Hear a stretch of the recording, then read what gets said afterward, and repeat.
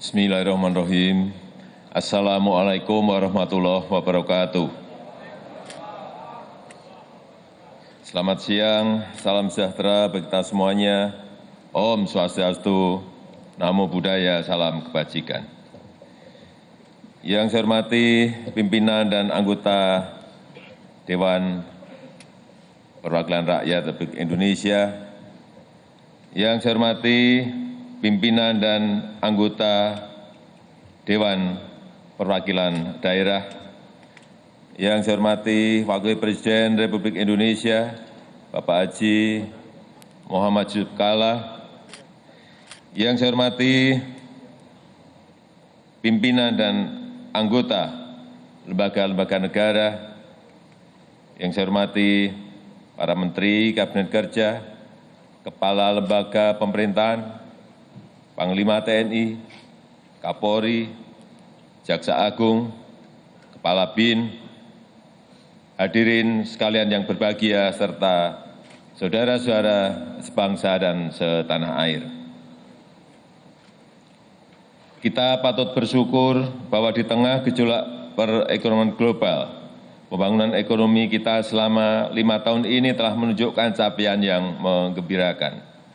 Pertumbuhan ekonomi kita trennya meningkat dari 4,88% di tahun 2015 menjadi 5,17% di tahun 2018 dan terakhir semester pertama 2019 mencapai 5,06%. Angka pengangguran menurun dari 5,81% Februari 2015 menjadi 5,01% pada Februari 2019.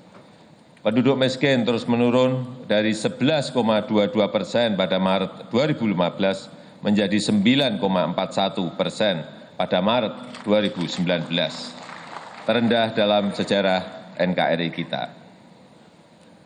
Ketimpangan pendapatan juga terus menurun, ditunjukkan dengan semakin rendahnya rasio Gini dari 0,408 pada Maret 2015 menjadi 0,382 pada Maret 2019.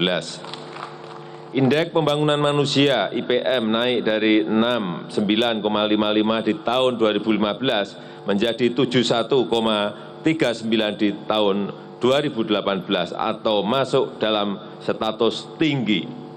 Selain itu, tidak ada lagi provinsi dengan tingkat IPM yang rendah.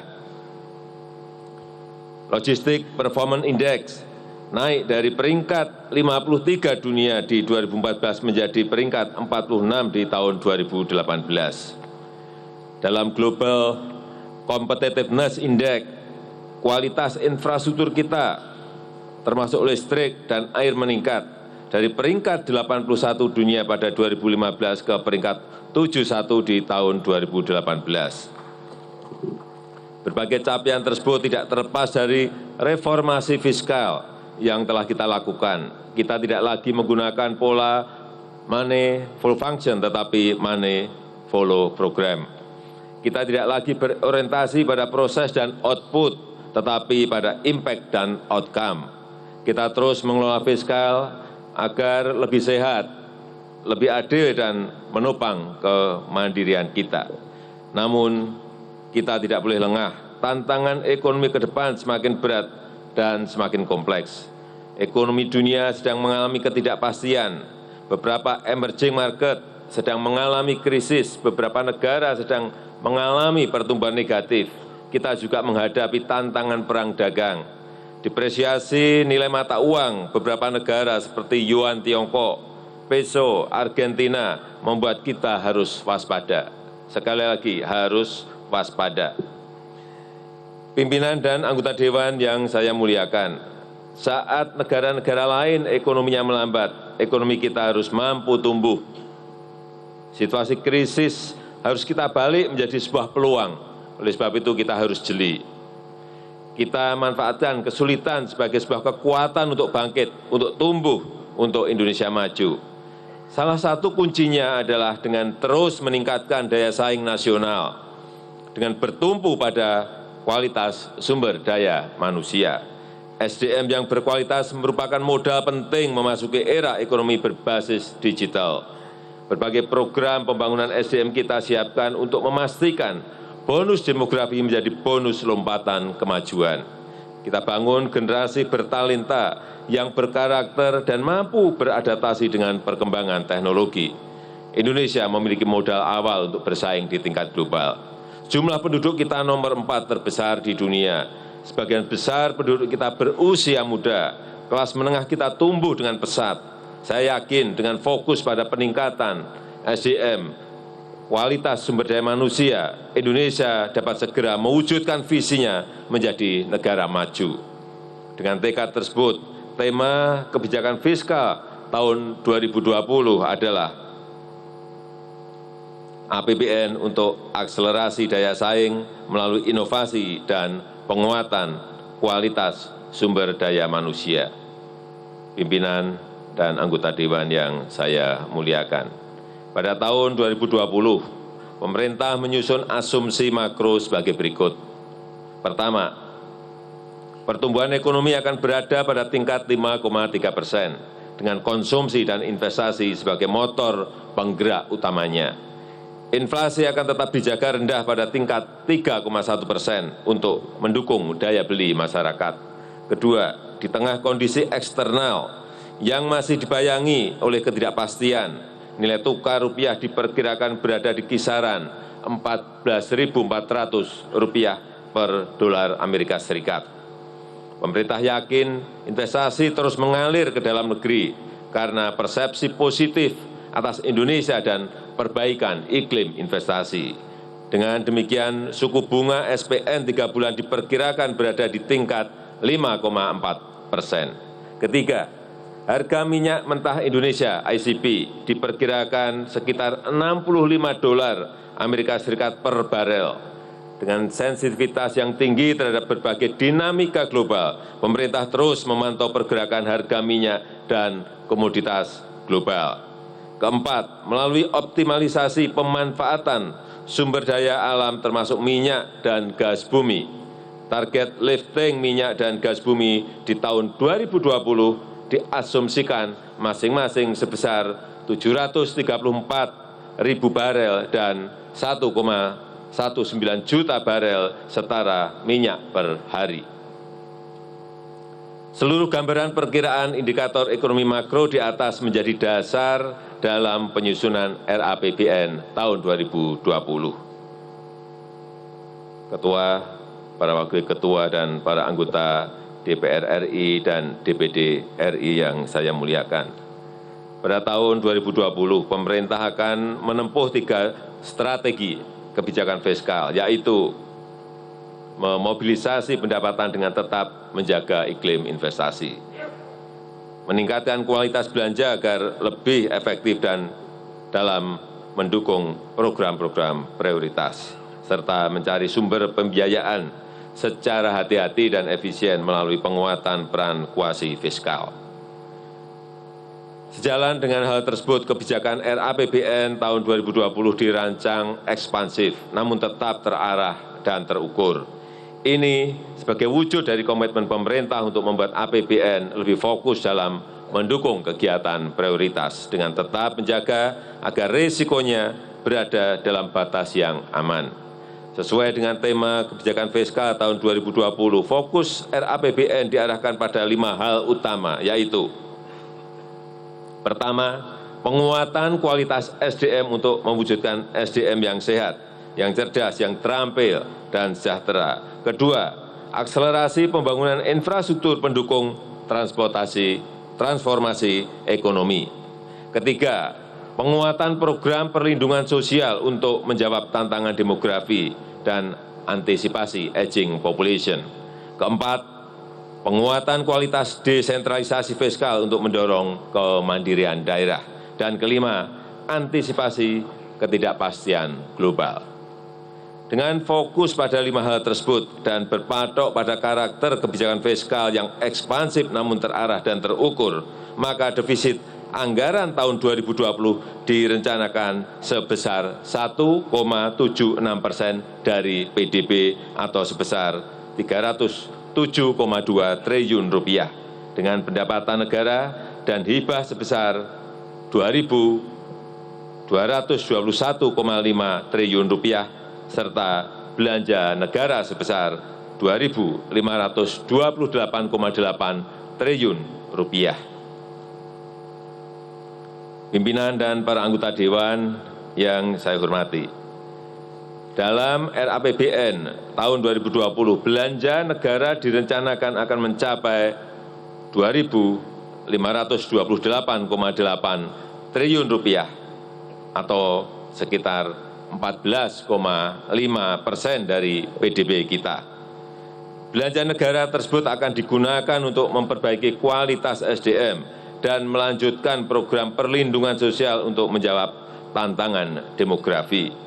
Selain itu, belanja juga ditujukan untuk meningkatkan investasi dan ekspor melalui peningkatan daya saing dan produktivitas, akselerasi infrastruktur untuk meningkatkan konektivitas dan mendukung transformasi ekonomi, serta penguatan kualitas desentralisasi fiskal.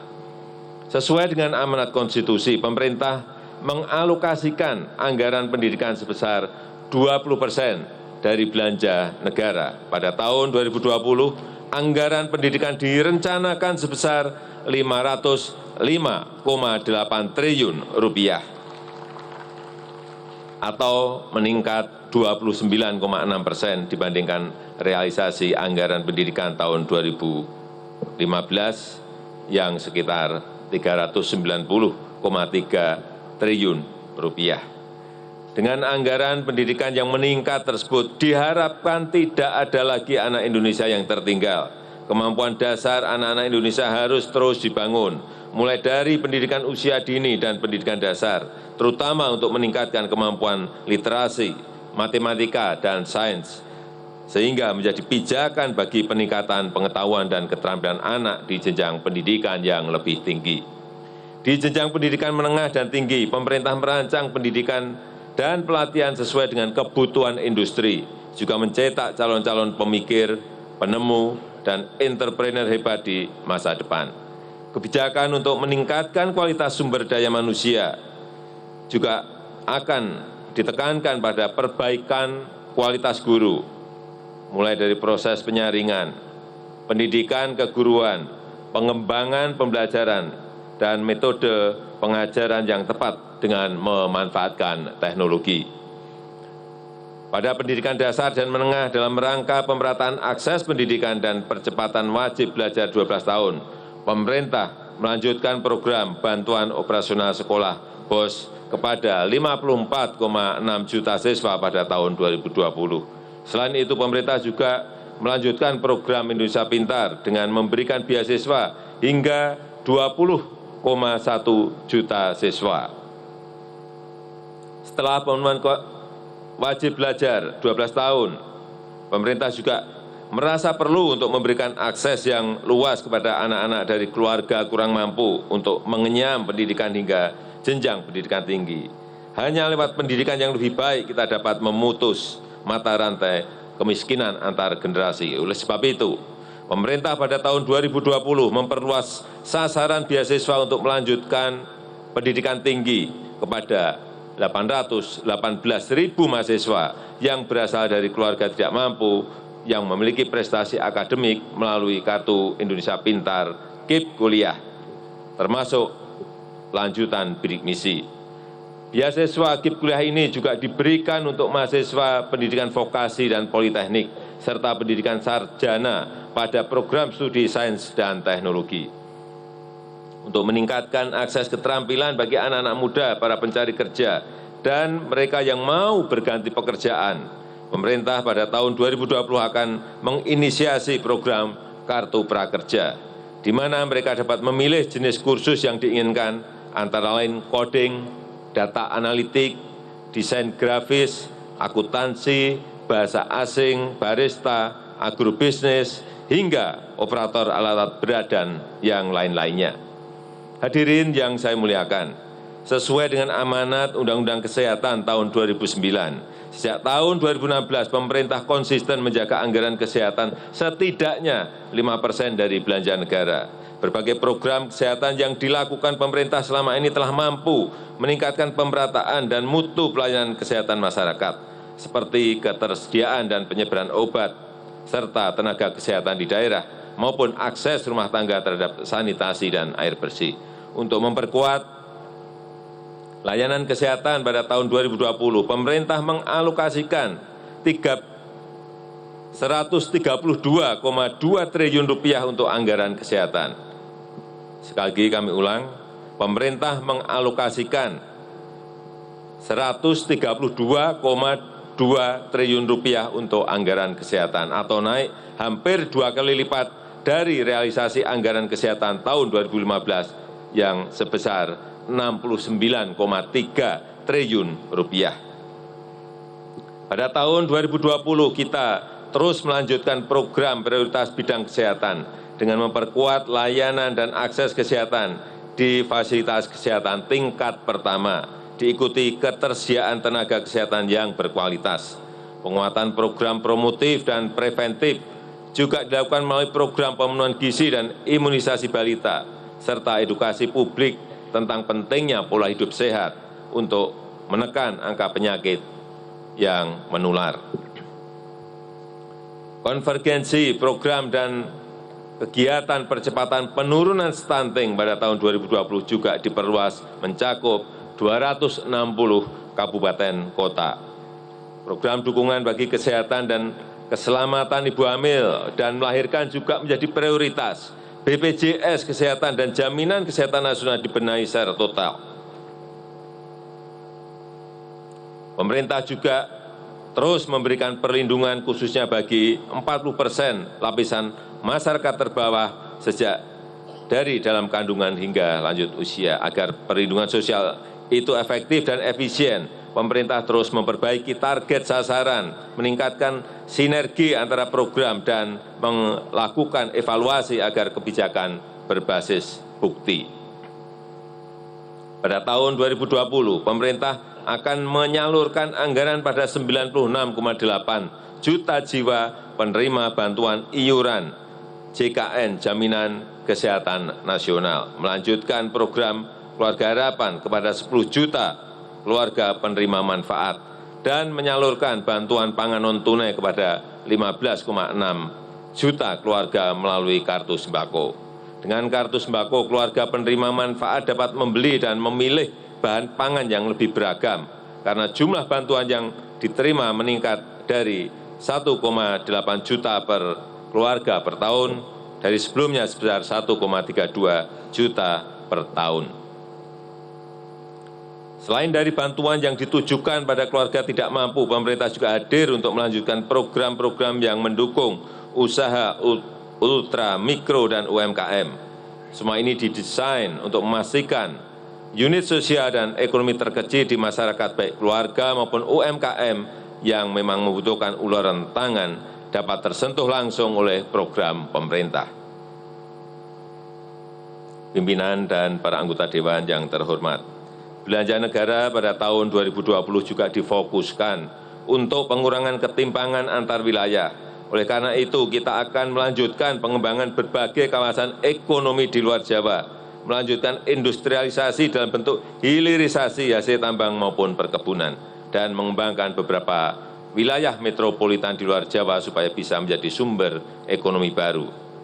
Selama ini denyut kegiatan ekonomi secara umum masih terpusat di Jakarta dan di Pulau Jawa, sehingga Pulau Jawa menjadi sangat padat dan menciptakan ketimpangan dengan pulau-pulau luar Jawa. Apabila kita membiarkan hal tersebut berlanjut tanpa ada upaya yang serius, maka ketimpangan akan semakin parah. Untuk itu, rencana pemindahan ibu kota ke Pulau Kalimantan diletakkan pada konteks ini, sehingga akan mendorong pertumbuhan ekonomi baru, sekaligus memacu pemerataan dan keadilan ekonomi di luar Jawa. Ibu kota baru dirancang bukan hanya sebagai simbol identitas, tetapi representasi kemajuan bangsa dengan mengusung konsep modern, smart, dan green city, memakai energi baru terbarukan, dan tidak tergantung pada energi fosil. Dukungan pendanaan bagi pemindahan ibu kota akan sekecil mungkin menggunakan APBN. Kita dorong partisipasi swasta partisipasi BUMN, maupun skema kerjasama pemerintah, badan usaha atau KPBU. Hadirin sekalian yang saya hormati, selain meningkatkan pembangunan SDM, pemerintah melanjutkan pembangunan infrastruktur dan konektivitas antar wilayah, terutama di daerah tertinggal, terdepan, dan terluar. Untuk infrastruktur di luar kawasan 3T, pemerintah menekankan perbaikan manajemen, perbaikan tata kelola, dan kerangka regulasi agar makin mendukung transformasi ekonomi. Infrastruktur terus dibangun ke seluruh pelosok dan difokuskan pada konektivitas di sepanjang rantai pasok, menghubungkan pasar dengan sentra-sentra produksi rakyat dari pertanian, perikanan, perkebunan, dan industri termasuk UMKM. Kita juga akan meneruskan pembangunan moda raya terpadu MRT dan transportasi massal lainnya agar keseluruhan sistem transportasi di kota-kota besar semakin efisien, semakin bersih dari polusi, dan terkoneksi secara menyeluruh. Dukungan pembangunan infrastruktur juga dilakukan melalui skema pembiayaan kreatif, seperti kerjasama pemerintah dengan badan usaha KPBU, partisipasi swasta dalam penyediaan infrastruktur publik melalui skema pembiayaan kreatif semacam itu dilakukan dengan memperhatikan value for money. Di sektor pariwisata pada tahun 2020, pemerintah memprioritaskan pembangunan 4 destinasi wisata secara lintas sektor dan terintegrasi. Destinasi pariwisata tersebut meliputi Danau Toba, Candi Borobudur, Labuan Bajo, dan Mandalika. Kemudian subsidi energi untuk BBM, listrik, dan LPG 3 kilo, serta subsidi pupuk akan terus diperbaiki agar tepat sasaran dan efektif membantu rakyat yang kurang mampu, agar menjaga efisiensi dan daya saing ekonomi serta meningkatkan produktivitas petani. Belanja pegawai yang terus meningkat harus dikaitkan dengan reformasi birokrasi baik di pusat maupun di daerah. Birokrasi yang tidak melayani dan menghambat investasi serta tidak responsif terhadap kebutuhan rakyat harus dipangkas. Anggaran belanja barang yang boros dan membebani APBN juga harus dihapus. Pemerintah tetap memperhatikan kesejahteraan aparatur negara dengan mempertahankan kebijakan penggajian yang sudah ada melalui pemberian gaji dan pensiun ke-13 serta tunjangan hari raya THR. Pemerintah juga menyiapkan reformasi skema program pensiun dan jaminan hari tua untuk aparatur negara. Berbagai belanja tersebut diharapkan dapat mendorong tercapainya sasaran pembangunan pada tahun 2020, yakni penurunan pengangguran ke tingkat 4,8 sampai 5,1%. Selain itu, kemiskinan diharapkan dapat terus diturunkan di kisaran 8,5 hingga 9,0% dan ketimpangan menurun di kisaran 0,375 sampai 0,380. Pemerintah juga optimis pembangunan kualitas manusia dapat terus ditingkatkan dengan target IPM mencapai 72,51 di tahun 2020. Hadirin yang saya muliakan, desentralisasi fiskal di Indonesia pada tahun 2020 telah mencapai 2 dasawarsa. Sejak pertama kali dialokasikan, anggaran transfer ke daerah dan dana desa sudah meningkat sangat signifikan. Hal ini menunjukkan komitmen pemerintah dalam mempercepat pembangunan di daerah. Pada tahun 2020, pemerintah akan mengalokasikan anggaran transfer ke daerah dan dana desa sebesar 858,8 triliun rupiah. Jumlah tersebut sudah meningkat 5,4% dari perkiraan realisasi tahun 2019 atau meningkat 37,8% dari realisasinya di tahun 2015, yaitu sebesar 623,1 triliun rupiah. Peningkatan alokasi tersebut akan diiringi dengan peningkatan kualitas implementasinya agar belanja pemerintah daerah dapat meningkatkan layanan dasar publik, mendorong pertumbuhan ekonomi daerah, serta mengurangi kesenjangan dan kemiskinan. Sejalan dengan itu, kapasitas pemerintah daerah untuk meningkatkan sumber-sumber penerimaan daerah dengan tetap menjaga iklim investasi dan usaha di daerah perlu terus ditingkatkan. Dalam 5 tahun terakhir, hasil dari dana transfer ke daerah dan dana desa sudah dirasakan oleh sebagian besar masyarakat. Melalui peningkatan kinerja pelayanan dasar publik seperti akses rumah tangga terhadap sanitasi dan air minum yang layak, persalinan yang dibantu oleh tenaga kesehatan, serta angka partisipasi murni APM dari PAUD sampai dengan SMA sederajat. Tingkat kesenjangan di pedesaan juga menurun yang ditunjukkan dengan semakin rendahnya rasio Gini dari 0,334 pada tahun 2015 menjadi 0,317 pada tahun 2019. Demikian juga dengan kesenjangan fiskal antar daerah, di mana indeks Williamson turun dari 0,726 pada tahun 2015 menjadi 0,597 pada tahun 2018. Selain itu, melalui DAK fisik, pemerintah juga sudah berhasil membangun berbagai infrastruktur bagi masyarakat. Selama periode 2017-2018, DAK fisik telah dimanfaatkan untuk peningkatan jalan sepanjang 17,7 ribu kilometer, penyelesaian pembangunan jembatan sepanjang 7,8 ribu meter, pembangunan ruang kelas baru sebanyak 14,2 ribu unit, pembangunan laboratorium sekolah sebanyak 4.000 unit, peningkatan dan pembangunan jaringan irigasi sebesar 373,1 ribu hektar, pembangunan rumah dan peningkatan kualitas rumah sebanyak 112,3 ribu unit, serta rehabilitasi sarana prasarana kesehatan sebanyak 8,6 ribu unit per paket. Pada tahun 2020, selain dukungan pendanaan kelurahan, pemerintah juga mengalokasikan anggaran untuk penghasilan tetap perangkat desa agar kinerja dan kualitas pelayanan penyelenggaraan pemerintahan desa meningkat. Selain itu, telah dialokasikan juga anggaran untuk penggajian pegawai pemerintah dengan perjanjian kerja P3K untuk mendukung pembiayaan dari APBD. Sementara itu, dana desa pada tahun 2020 dialokasikan sebesar 72 triliun rupiah. Penggunaan dana desa pemberdayaan masyarakat desa dan pengembangan potensi ekonomi desa, sehingga dapat mempercepat peningkatan kesejahteraan dan taraf hidup masyarakat desa.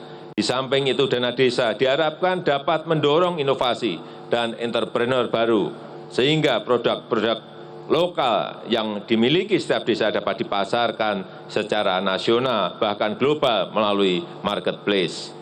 Pimpinan dan para anggota Dewan yang saya muliakan, untuk mencapai sasaran pembangunan di atas, diperlukan peningkatan pendapatan negara pada tahun 2020 menjadi sebesar 2.221,5 triliun rupiah. Mobilisasi pendapatan negara dilakukan baik dalam bentuk optimalisasi penerimaan perpajakan maupun reformasi pengelolaan penerimaan negara bukan pajak. Di bidang perpajakan, pemerintah melanjutkan reformasi perpajakan berupa perbaikan administrasi, peningkatan kepatuhan, serta penguatan basis data dan sistem informasi perpajakan. Dalam rangka mendukung peningkatan daya saing dan investasi, pemerintah memberikan insentif perpajakan melalui berbagai instrumen, perluasan tax holiday, perubahan tax allowance, insentif investment allowance, insentif super deduction untuk pengembangan kegiatan vokasi, litbang, dan industri padat karya. Untuk industri padat karya memperoleh juga fasilitas pembebasan bea masuk dan subsidi pajak. Pemerintah juga menempuh kebijakan penyetaraan level playing field bagi pelaku usaha konvensional maupun e-commerce untuk mengoptimalkan penerimaan perpajakan di era digital. Sementara itu, reformasi PNBP dilakukan melalui penguatan regulasi dan penyempurnaan tata kelola dengan tetap menjaga kualitas pelayanan publik. Pimpinan dan para anggota Dewan yang terhormat, kebijakan fiskal tahun 2020 bersifat ekspansif, terarah dan terukur. Defisit anggaran pada tahun 2020 akan dibiayai dengan memanfaatkan sumber-sumber pembiayaan yang aman dan dikelola secara hati-hati sehingga berkelanjutan. Utang dikelola melalui kombinasi instrumen yang efisien diantaranya dengan mempertimbangkan faktor risiko serta pemanfaatannya secara lebih produktif. Utang dimanfaatkan antara lain untuk kegiatan yang mendukung program pembangunan nasional baik di bidang pendidikan, kesehatan dan perlindungan sosial, infrastruktur maupun pertahanan dan keamanan. Pembiayaan yang kreatif untuk akselerasi pembangunan infrastruktur juga dilakukan dengan memberdayakan peran swasta melalui skema kerjasama pemerintah dengan badan usaha atau KPBU. Pengelolaan fiskal yang hati-hati selalu dijaga pemerintah secara konsisten. Defisit anggaran dan rasio utang terhadap PDB tetap dikendalikan dalam batas yang aman, di bawah tingkat yang diatur dalam Undang-Undang Keuangan Negara, sekaligus untuk mendorong keseimbangan primer menuju ke positif. Upaya tersebut ditunjukkan dengan diturunkannya defisit anggaran dari 2,59% PDB pada tahun 2015 menjadi 1,93% pada tahun 2019 dan pada tahun 2020 diturunkan lagi menjadi 1,76%. Sejalan dengan itu, defisit keseimbangan primer juga dipersempit dari 142,5 triliun rupiah di tahun 2015 menjadi 34,7 triliun rupiah di tahun 2019 dan diupayakan lebih rendah lagi menjadi 12 triliun rupiah pada tahun 2020. Kebijakan fiskal tersebut diharapkan mampu menjaga keseimbangan primer atau bahkan surplus dalam waktu dekat. Selain itu, utang pemerintah terus dikelola secara transparan dan akuntabel dengan memperkecil risiko pada stabilitas ekonomi di masa sekarang dan yang akan datang. Pimpinan dan para anggota Dewan yang saya muliakan, saya mengajak kita semua agar mulai hari ini, mulai saat ini, mulai detik ini, kita gerakkan seluruh sumber daya ekonomi Indonesia untuk mewujudkan lompatan-lompatan kemajuan. Kita buktikan bahwa Indonesia layak dan mampu menjadi salah satu kekuatan ekonomi dunia. Kita tunjukkan bahwa ekonomi Indonesia dapat tumbuh sekaligus memberikan rasa keadilan. Kita wujudkan ekonomi Indonesia yang menghadirkan kesejahteraan bagi seluruh rakyat Indonesia. Demikianlah keterangan pemerintah atas rancangan Undang-Undang tentang Anggaran, Pendapatan dan Belanja Negara tahun anggaran 2020 beserta nota keuangannya. Pemerintah berharap pembahasan RAPBN tahun 2020 dapat dilakukan secara konstruktif demi terwujudnya Indonesia yang maju, berdaulat, mandiri, dan berkepribadian. Semoga Allah Subhanahu wa Ta'ala senantiasa memberikan rahmat dan ridho-Nya bagi kita semuanya dalam menjalankan amanah seluruh rakyat Indonesia. Dirgahayu Republik Indonesia, Dirgahayu Negeri Pancasila. Terima kasih. Wassalamualaikum warahmatullahi wabarakatuh. Om Santi Santi Santi Om. Namo Buddhaya. Salam kebajikan.